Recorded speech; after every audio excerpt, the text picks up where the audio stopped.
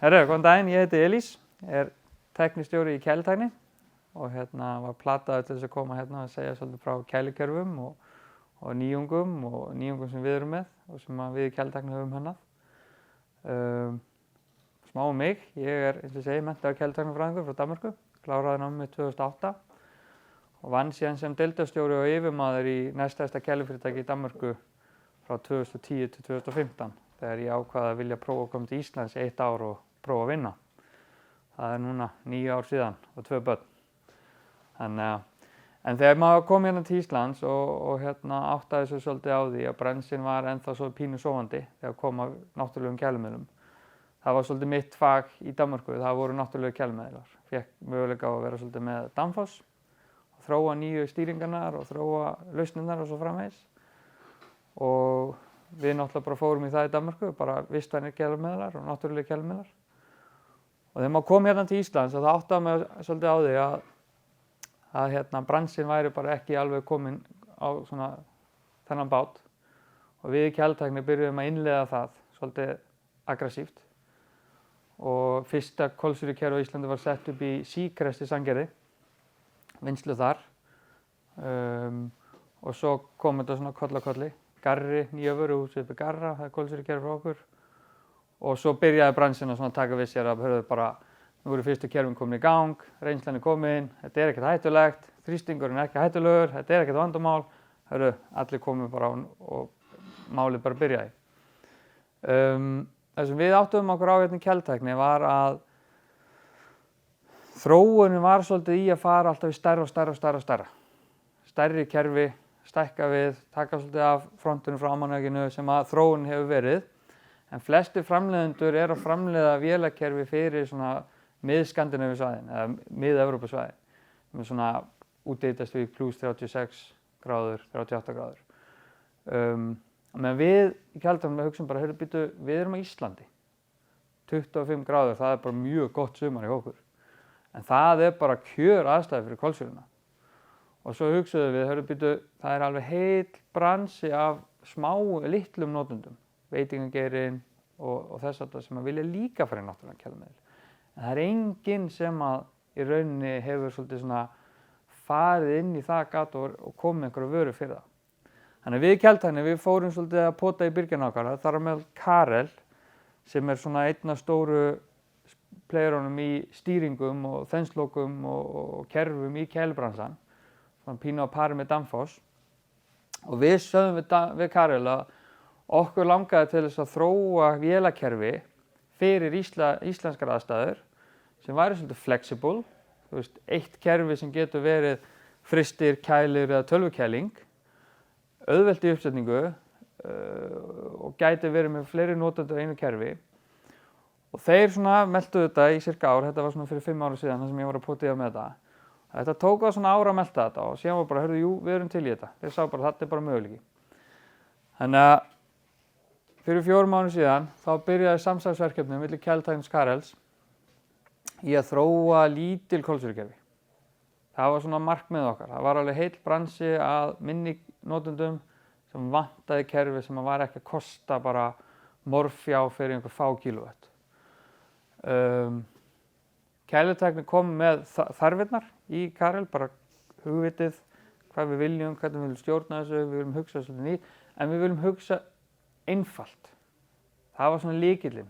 Öll kolsýrukerfi í dag eru mjög flókin. Þú ert með heitgasmillilokan og flaskgasloka og stýringar og það er rosalega mikið stýribúnað bak við stóru kolsýrukerfin og líka litlu kolsýrukerfin sem á markaði í dag. Og það sýna ykkur eftir þegar við komum að airlínuritum. Við hugsum alltaf einfalt.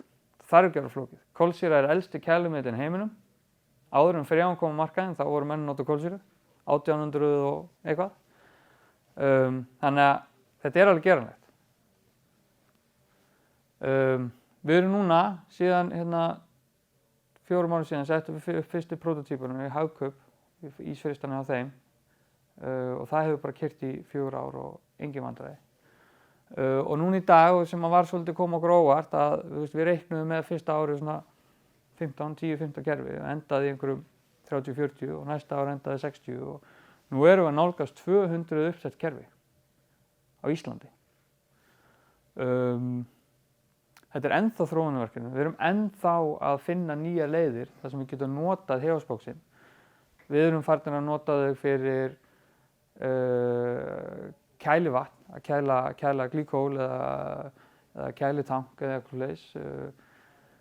Við erum notað þetta í stóru vöruhúsunum. Garri, nýja kæliklefin á Garra. Það eru 700 fermetra kæliklefi sem er 12 metra hár, 4 svona unit. Þannig að það sem við áttum okkur á með Karel HEOS-bóxið sem við þróum var að sveigjanleikinn í kerfinu var alveg gríðarlegur, miklu meiri heldur en við reiknuðum með. Og aðal ástæðan er svolítið í því að við þróum glænýja stýringu sem er bara fyrir þetta. Þetta er bara alveg ný hugvit í hvernig við stjórnum kælipressunum okkar. Og það hefur gefið okkur mjög góða keyrslu, mjög góða reynslutölur. Miðað við hefðbundin frjóngerfi, þá erum við að sjá alveg sparnað alltaf 80% í kæligetu, 50% í frystigetu. Og ef við berum þetta saman við hefðbundin kolsýrukerfi í dag, sem við erum að setja upp í verslunum, þá erum við að nota 25–35% minna rafmagn heldur en önnur kolsýrukerfi í kæligetu og 15–25% í frystigetu.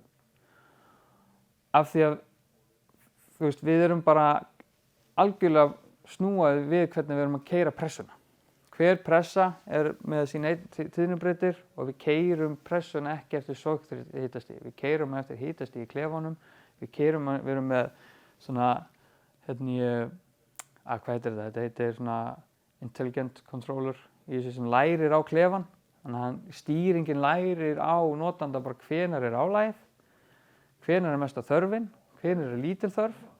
Bara lærir á yfir svona 3–4 mánuði, þá er stýringin búin að algjörlega læra hvernig er notkunin á klefanum þínum eða hvernig er notkunin á kælingunni. Þannig að áður en að álagspunkturinn kemur, þá undirkælar hann.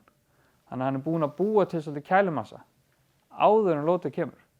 Og við sjáum þetta sérstaklega í veitingageirunum, þar sem er rosalega mikið opna hurðar og svakalega heitt loft sem kemur inn í kæliklefana, að þar höldum við bara beinu hitastigi í gegnum álagstímanum líka.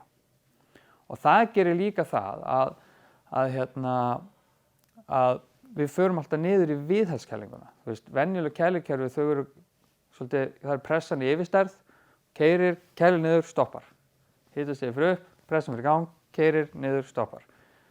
Af því að við erum með tíðnibreytir á hverju pressu og þetta eru nýjar pressur sem við erum að nota í kolsunum sem heitir rótorívélar. Þetta er ekki stimpill, þetta er skroll, þetta er rótorívél sem gerir að við getum fyrir rosalega langt niður hraða. Þannig að í staðinn fyrir að pressan er alltaf að kveikja og slökkva á sér, þá rauninu fer hún bara alveg niður í hraða og er bara viðhalda. Þannig erum við að ná alveg gríðarlega stabílu hitastigi í klefunum og í notununum án þess að vera starta og stoppa endalaust. En mjög oft upplifum það sem þessi kerfi hafa farið upp að þá eru þau rauninni ekkert að stoppa nema afbræðslu. Þau eru bara ongoing. Við erum með kæligetu alltaf 16–18 kW í kæliafköstum og svona 7,5 kW í frystiafköstum.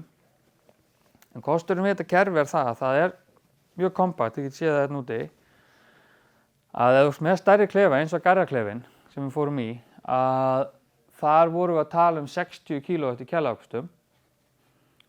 Eðlilega þá hefðum við valið eitt stórt kerfi sem væri 60 kW. Við völdum að taka 4 svona kerfi.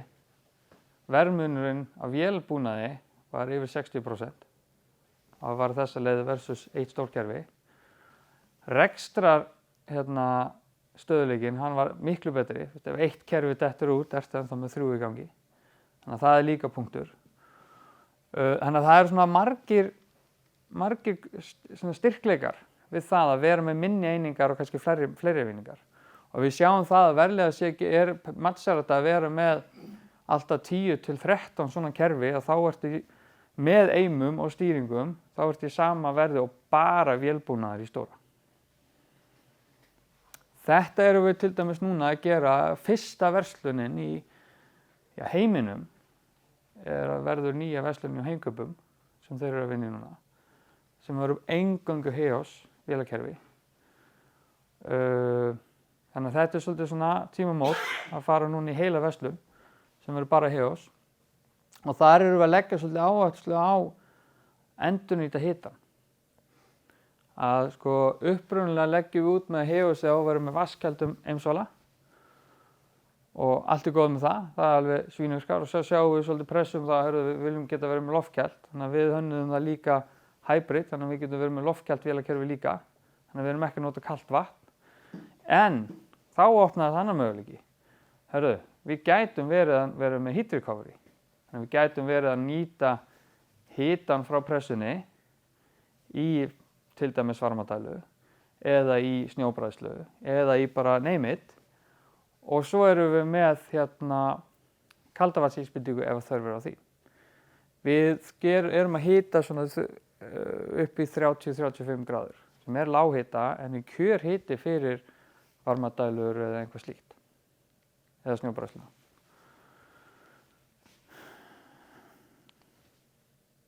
Kerfið er séuvottað. Það er engan þriðja aðila. Í dag er það þannig að stóru kerfin eru kategóri 4.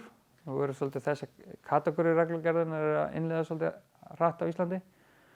Og leiður komin yfir kategóri 2 þá þarftu þriðja aðila til þess að gera úttekt á kerfinu þínu.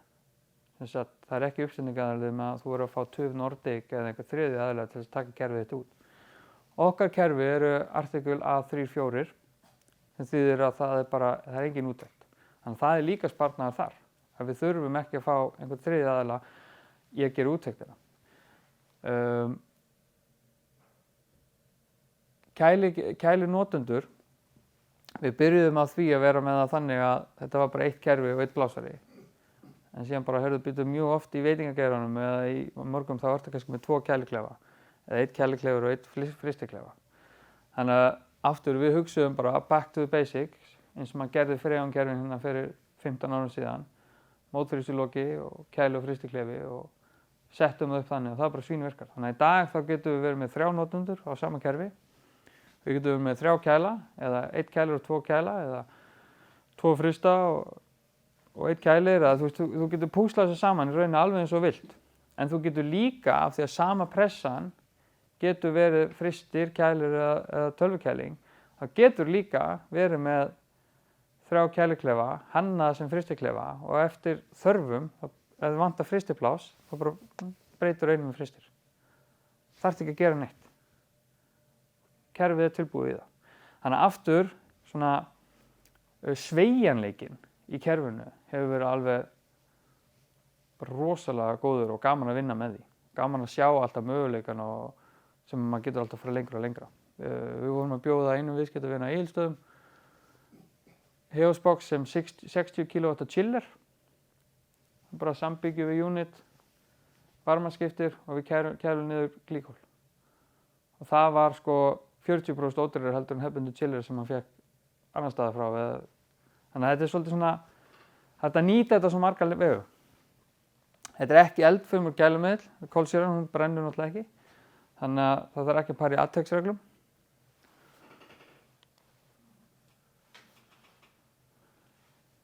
Við áttuðum okkur því í kæltækni að eftirspurnin hún varð alveg gríðarleg. Þetta fór að spyrjast út á markaðinn með þessi kerfi og verðið er náttúrulega bara gríðarlega gott með við önnur kerfi á markaði sem sambærileg. Að eftirspurnin var bara rosaleg. Þannig að við áttuðum okkur mjög fljótt að því þetta er einhver sem við verðum að eiga á lager. Þannig að öll vélakerfi, allir þenslokar, allar stýringar, allir varahlutir, það er allt til á lager í kæltækni. Og við erum að selja á bilinu 5-10 svona kerfi hver einustu viku. Við erum með 2-3 teymi bara í að setja upp Heos box í dag. Þannig að þetta er bara orðin mest selda varan í kæltækni í dag. Besta niðurstaðan sem maður hefur líka séð eftir við fórum í þetta, það er rauninni viðhaldið. Það er rosalega lítið viðhald á þessu. Við erum ekki í olíuskiptum. Við erum ekki að taka upp vélarnar og taka þær sundur og stimplana og laga að gera og græja. Þetta er í rauninni bara eins easy as it gets. Og það hefur svolítið verið feedbacki frá viðskiptavinunum að stöðuleikinn og það er ekki endalaust viðhald. Skiptum ykkur rakasíður og skiptum þetta. Bara þetta fer í gang, það er rauninni keyrir það. Og Þannig að það náttúrulega bara gríðarlega skemmtilegt að fá þannig feedback. Svo svolítið hérna, við vorum að ræða svolítið með freonefnin áðan. Ég setti inn bara pínu svolítið með GFP-stuðulinn. Þetta kannski einhvað sem þið eru farnir að sjá og heyra af. Kolsýran, hún náttúrulega með GFP1. 449 sem þessi retrofit kælumiðlar sem í dag, sem millitíma kælumiðl. Hann 1282 en frá með ef ég man rétt næsta ári þá það að fara lengra niður. Ég held að sé að næsta ári eða 27, ég man það ekki alveg nákvæmlega. En þetta stuðullinn sem bransin að horfa á í dag með val á kælumiðlum. Það verið að keyra þetta út og 2030 þá ef ég man rétt þá eru viðmiðin hvort það sé 15 eða 150 GFP. Þannig að þú mátt ekkert hvorki setja upp, þjónusta að selja eða gera við kerfi sem eru með GFP-stuðul yfir 150. Þannig að þetta bara mjög einfalt. Það verið að keyra út þessu blönduefni og það náttúrulega kælumiðl. Það er það sem á að koma og mun koma. Öll kerfin í dag verða innleidd núna með svokölluðu BOSS-kerfi. Þannig að þú kaupir svona kerfi þá bara vökturinn búnaður í honum. Þótt hann sé ekki virkur en þá hann samt stand-by. Þetta gefur okkur möguleikann á það að fjartengja kerfinu. Þannig að ef það einhver vandamál þá bara getum við tengst í, fengið línuritin, séð hvað vandamálið og aðstoðað. HACCP-skýrslurnar, það græjast bara, það kemur bara sjálfkrafa e-mail til geðastjóra. Það sjáum við mikið í bransanum, HACCP-skýrslur, það eru farnar að vera svolítið mikilvægir. Þannig að það á að koma allt sjálfkrafa.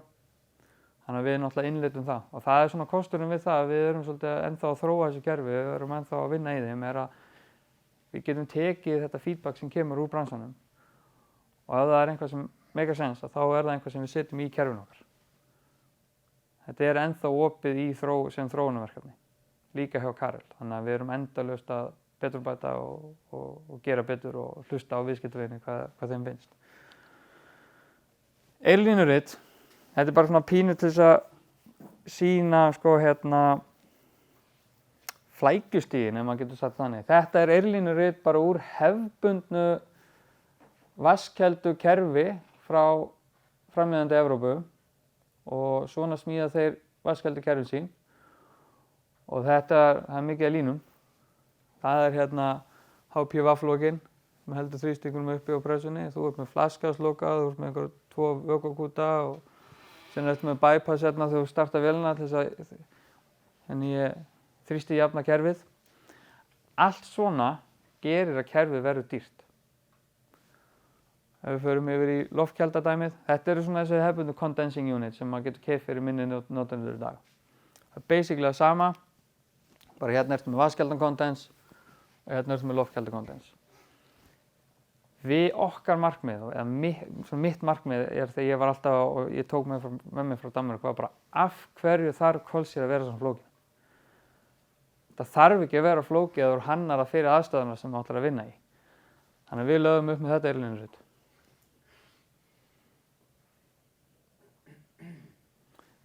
Þetta bara venjulegt freonkerfi, raunverulega séð.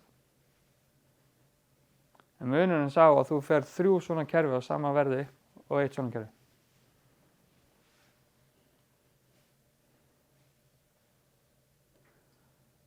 Og þarna stóri munurinn. Þetta ekki flókið, þetta ekki geimvísindi.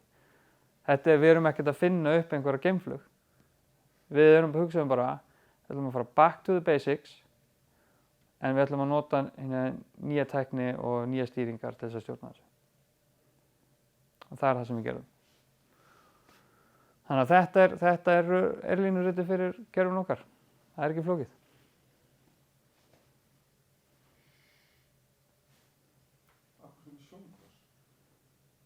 Þetta svona, það eins og öllum kerfum. Þú ert náttúrulega alltaf með sjónglasið þitt og rakasíðuna. Já, þú ert bæði því að það gott að sjá, þú veist, yfirleitt þá ert að sjá hvort það flaskas í vökvalögninni.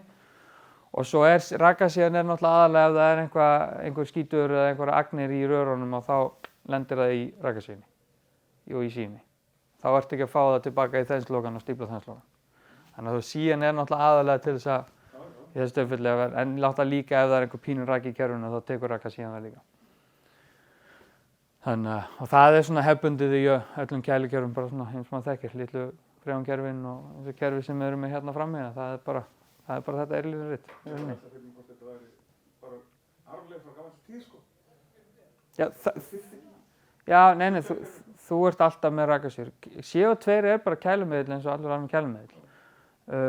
Og þess vegna, þú ert alltaf með rakasýruna. Það er líka bara í kringum þjónustuna, þú ert kannski með raka á mælabröttinu sem að fer í kerfið, þú vilt yfirleitt vera með einhvað, en sko kolsýran er 99,999% dræ, þannig að það er ekki mikill raki. Og við erum ekki ennþá búin að upplifa það að rakasýra hefur stíflað eða neitt slíkt. Þetta er bara staðlaða búnaðar, hann kostar ekki mikið og það er betra að hafa hann í.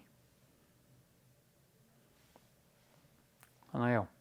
Þið eru með bara CO2 út á kerfið, alveg saman hversu stórt það er, þið eru ekki með glíkól eða eitthvað svoleiðis eins og í þessum. Já, sko, ef við erum með glíkól, þá er náttúrulega í staðinn fyrir að vera með loftkældan eimir, þá er bara varmaskiptir, plötuvarmaskiptir. Ég er bara náttum á því, sko, er hagur í þegar komið stór kerfi að vera frekar með glíkól heldur en að vera bara með að kolsýra út á? Sko, glíkóli þá ert alltaf með orkutap. Það er svolítið þannig, en það fer svolítið rosalega mikið eftir í bara hvers konar kerfi ert að fara að vinna með. Ef þetta er loftkæling eða aircondition eða háhitakerfi, þá er bara eiginlega betra að vera með glíkóli og hringrás og glíkóli og kæla það. Og svo er náttúrulega líka bara afköstin sem að í rauninni ráða því. Ef þú ætlar að fara í eitthvað stórt, þá ertu frekar bara með kolsýruna beint inn í klefa og þá ertu með bestu nýtnina. Að vera með lofthitastigið bara í beinni snertingu við kælumiðil. Já, upp í Garra. Nei, það er ekkert vandamál með það, sko. Þannig en síðan kosturinn við það, einmitt af því að við erum með stýringin á pressunni, hún stjórnast af on hitastiginu. Þannig að þegar hitastigið fyrir upp, þá bara kikkar pressan strax inn.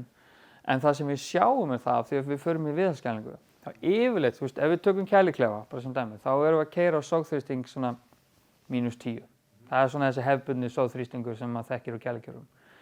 En af því að stýringin okkar er þannig að hún bæði aðlagast klefunum og við erum hönnum kerfi eftir max-þörfum en líka viðhaldskælingunni, þannig að við erum að fara kærlega sér niður í viðhaldsafköstin en komumst líka upp í max-þörfuna, þá endar sogþrýstingun á kæliklefunum okkar yfirleitt að vera -4.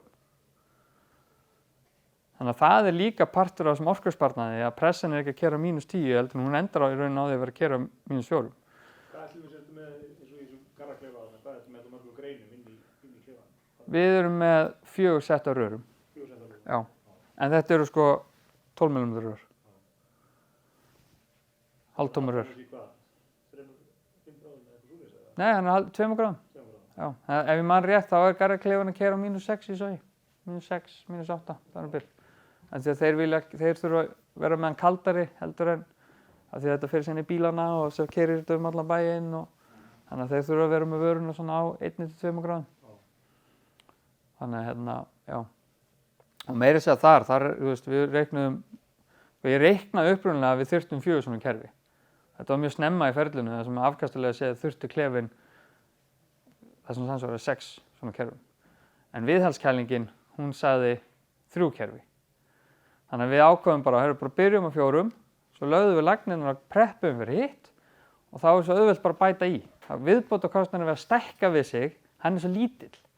Í staðinn fyrir að kaupa eitt stórt kerfi og þannig ertu ekki að nota þetta afköstin. Og það er að enda bara þannig að 4 kerfi eru bara mattsaðan að klefa. Bara hrikalega vel. Og það er líka svolítið svona, eins og fyrirtæki sem er kannski að stækka eða er í uppbyggingu, að þeir eru kannski með einhverja framsýn sem segir eftir 5 ár ætlum við að vera þarna í þessari stærðargráðu, að finna fjárfestingu fyrir kælikerfi sem er fyrir einhvað sem er eftir 5 ár er mjög dýrt. En það er það sem við höfum upplifað að kunnarnir koma til okkar varðandi Hefjúlsboxi af því að þeir geta kannski byrjað á 2 kerfum, komið sér í gang, fengið reksturinn til þess að vinna, fá veltunni í gang. Svo stækkar vissið, þá bæta þau bara við kerfum. Er þetta hliðtengt inn á? Hvað segirðu? Er þetta bara hliðtengt inn á eins og eimanum, segir? Nei, þetta er bara sjálfstætt kerfi, algjörlega. En þú ert ekki að keyra 2 pressur á sama eimana? Nei, ekki á sama eimin. Þú getur verið með 1 pressu á 3 eimum, svo lengi sem eimarnir er ekki að fara yfir max þörfuna kæliafköstunum á kælipressunni. Þannig að þú getur verið með þannig byggt upp, en þú ert alltaf með, þú ferð ekki yfir 16 kW per kerfi. Þannig að ef þú þarft 32 þá eru bara 2 pressur. Já, 2 unit kom. Já, Eimir og ég skal bara sýna ykkur. Þetta eru svona fáir af viðskiptavinunum sem við erum að selja hjá Spóks í dag. Og þetta eru nú alveg þekktir einstaklingar á markaðnum. Fyrsta kerfi var prótótýpa í Hagkaupum, fristiskápar þar og þar eru 2 kerfi í kjallaranum. Þetta voru algjör prótótýpur bara, en ótrúlega það bara að prótótýpan, hún er bara ennþá still going strong. Iceland Hotel Collection, þetta er nýja hótelið hjá Bejera, niður á Landsímarit. Þeir voru mjög snemma bara, það er brimvottanir, það eru svansvottanir og það er svo mikla vottunum sem eru að koma inn á markaðinn í dag sem menn verða að uppfylla. Og kælikerfin vega rosalega þungt í þessum vottunarkerfum og sérstaklega kælimiðillinn. Þannig að þeir keyptu 8 svona kerfi fyrir allt hótelið, allt eldhúsið. Þetta eru 1, 2, 3, 4, 5, 6, 7, 7 klefar. Og þetta eru öll kerfin. Þetta eru, kerfin eru meter, sinnum 40, sinnum 25 cm á hæð og hljóðmengurinn er svona frá 30 decibelum upp í svona 48 decibel. Þannig að hérna inni með öll kerfin í lítilli kompu, þar stöndum við bara tölum saman eins og við gerum hér.